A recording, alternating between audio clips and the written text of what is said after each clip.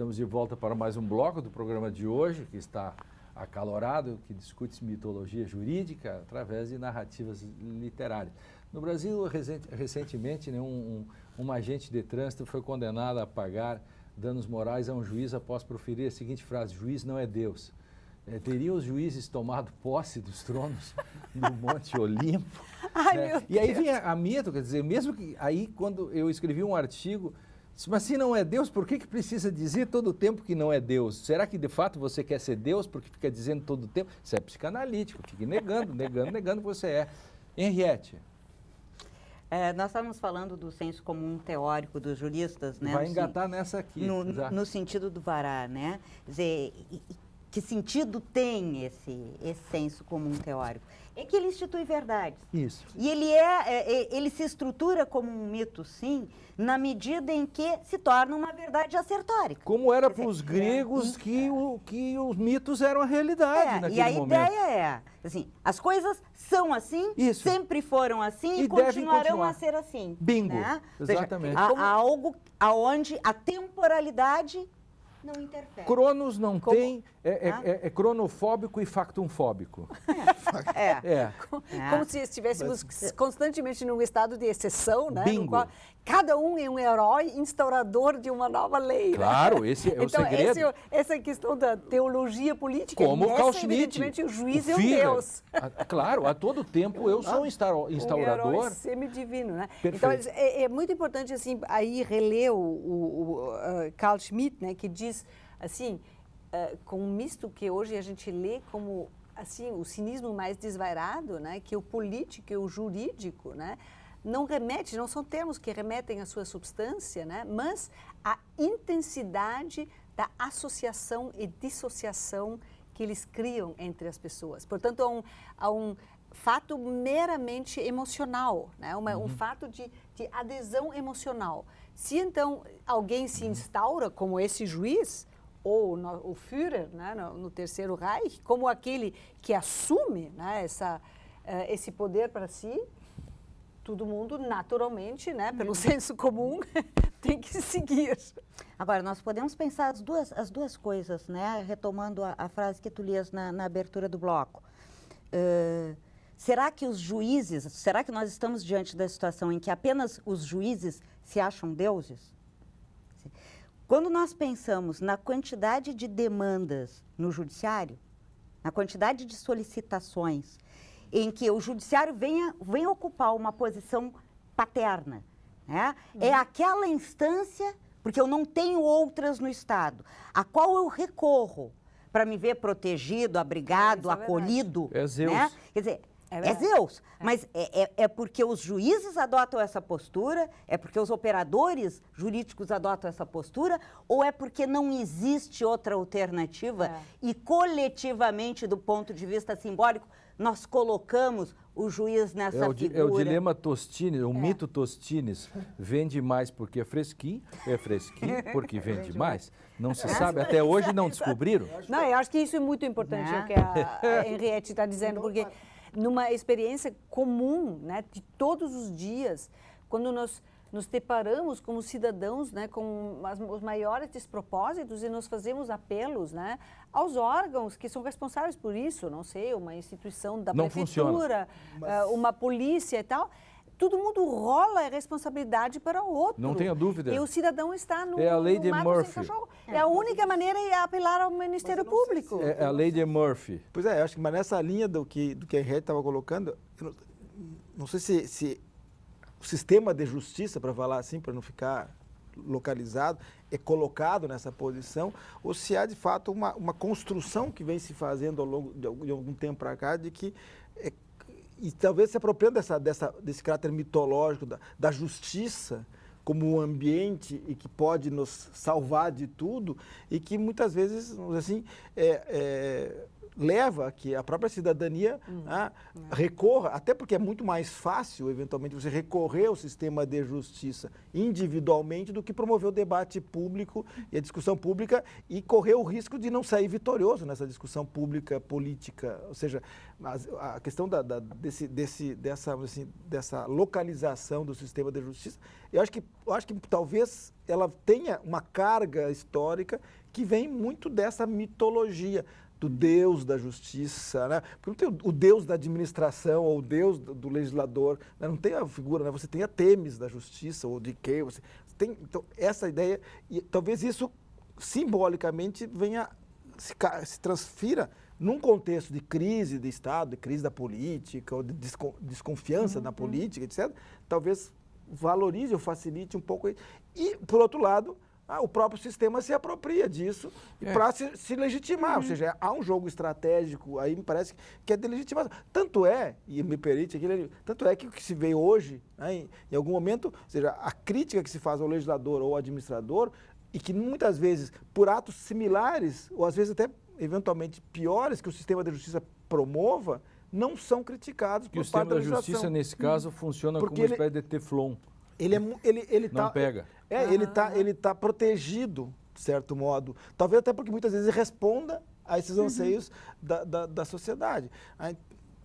Porque, eu dou um exemplo, por que não se questiona? Uma coisa que eu tenho me perguntado, ou seja, um Estado, qualquer que seja o Estado, né, que não tem escolas, que não tem hospitais, que não tem prisões, faltam vagas nas prisões, muitas vezes. E muitas. Todos os estados. E você constrói menos escolas, menos hospitais, menos prisões do que prédios para o sistema de justiça. E o que adianta ter o sistema de justiça se os que você prende não tem onde colocar?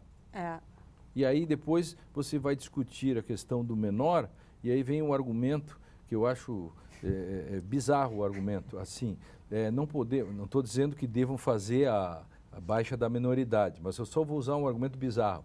Acho que foi a presidente ou alguém que falou, não podemos diminuir a minoridade penal, porque aí jogaremos os menores nas prisões que são masmorras. Aí a minha pergunta, porque eu sou atento, né? A minha pergunta logo, só um pouquinho, quer dizer que você admite que os adultos fiquem em masmorras medievais. Você só não quer jogar os menores lá.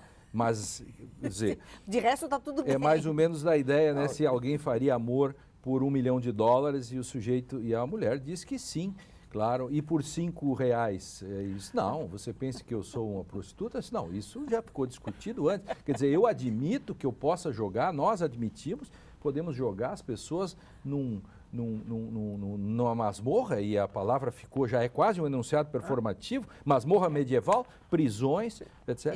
E aí, os menores, não. Eu não quero que jogue os menores, eu só estou usando como um exemplo de também uma mitificação na estrutura que Vará fala do discurso. Isso é mitificação. E a mitificação da bondade Tanto também é que do o menor, Vará, né? e me corrija, Zezinho, Zé, o Vará fundou a seguinte questão: eu desmitifico o direito, mas no meio do ele botava um S com parênteses, desmistificação, porque ele tem o mito e o sacral no meio. E aí isso é genial. Eu acho que, aproveitando o espaço da brincadeira, aqui nesse dia, uma fala por aí, eu dizia que tem aquela a frase tradicional da cultura católica: Jesus é meu pastor, nada me faltará, né? Tem uma outra que a gente pode aplicar para outras religiões e tal, mas não vou dizer aqui. Mas a gente pode dizer que hoje, até usando a questão do mito, que o juiz é meu pastor, tudo me dará.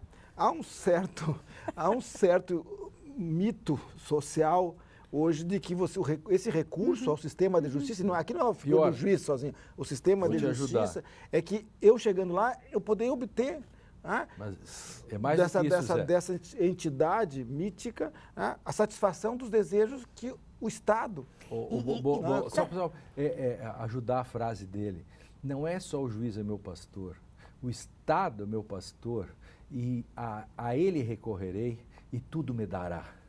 As árvores terão favos de mel e os rios verterão leite fresquinho. Essa é a ideia do Estado. O Estado brasileiro cada vez incha mais, todos acorrem ao Estado. Quero saber se o Estado tem as tetas suficientes para conseguir sustentar toda a malta. Aí nós poderíamos voltar ao Exildo no Trabalho e os Dias, né? Bingo. Perfeito. Poderíamos voltar lá para o Exildo, Tem algum? né? Para dizer que país nenhum, Estado nenhum se faz sem o trabalho e o compromisso de cada um de nós, né? Uma coisa. Agora eu queria retomar A honra está no trabalho. eu queria retomar essa por ideia. isso essa discussão da judicialização, que está um pouco por trás disso, quer dizer, que vai de encontro exatamente a essa tradição grega. E aí eu até faria a pergunta para você. E rápida, porque o tempo é da modernidade. Em ali. que medida Cronos nos persegue. a justiça do trabalho não favoreceu essa ideia de um judiciário que é paternalista? Não tenha dúvida. Uma pergunta. Bingo. Hã? Binguíssimo. Aí, É a história toda, há vários fatores que contribuem para isso. Né? Eu acho que no fundo também tem sempre esse retorno recalcado, né? Esse saber de todo mundo aqui, que muita pessoa morre por causa da dilapidação, né, das instituições do Estado. Então, portanto, nós temos que fazer uma sagração ao contrário. Não né? posso deixar de te invocar rapidamente, nós temos 1,5 minuto, o texto que eu escrevi há pouco tempo sobre as universidades, do que estão fazendo nas universidades públicas, que os alunos tomaram conta, mandam porque é o Estado é de quem? Aí os alunos mandam o reitor calar a boca, e é o mínimo, né, que eles dizem, né? Quer dizer, é onde está o sentido da noção do Estado, da coisa pública, nesse sentido. Né? Completamente desordenado, né? Destruindo, né, para reinstaurar as boas regras da democracia. Cronos me chama. Sim, só para talvez o debate sobre a questão de profanar os mitos, né? Se nós estávamos do grande Leviatã. Será o próximo programa. Vamos tentar fazer, vou falar para o André, a profanação dos mitos, que é a parte 2 desse programa. Lembra que a gente já fez um de palavras de coisas, parte 2? Tá. Pois agora a gente pode fazer parte 2, a profanação dos mitos jurídicos. E aí faremos isso. O Direito e Literatura fica por aqui. Assista esse e outros programas no facebook.com/Direito e Literatura. E não esqueça de participar. Faça sugestões, comentários e eu espero você no nosso próximo encontro, em que faremos outras grandes discussões e em breve, né, falando com a produção, talvez a profanação do mito, ou seja, o Mitologia Jurídica parte 2, a volta, I will be back, né? Então, até mais.